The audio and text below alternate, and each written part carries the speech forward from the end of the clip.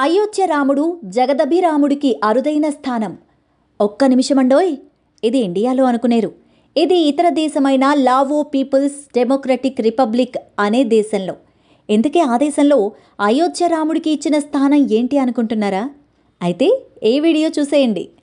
అయోధ్యలోని రామమందిరంలో ప్రతిష్ఠించిన బాలరాముడి ఫోటోతో postal stamp release అయింది. ప్రపంచంలోనే తొలిసారిగా లావో పీపుల్స్ డెమోక్రటిక్ రిపబ్లిక్ అనే దేశం ఈ ఘనతను సొంతం చేసుకుంది.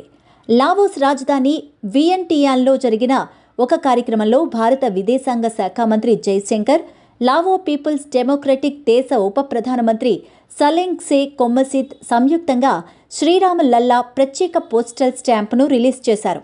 ఇరు దేశాల నాగరికత, సాంస్కృతిక సంబంధాలకు ఇది నిదర్శనమని కేంద్ర మంత్రి జైశంకర్ తెలియజేశారు. అయోధ్య రాముడు మన దేశంలోనే కాదు, నాగరికత తెలిసిన అనేక దేశాలకు దైవంగా, మార్గదర్శిగా ఉన్నాడు అని చెప్పడానికి ఈ సంఘటనే నిదర్శనమని నిర్మోహమాటంగా చెప్పొచ్చు.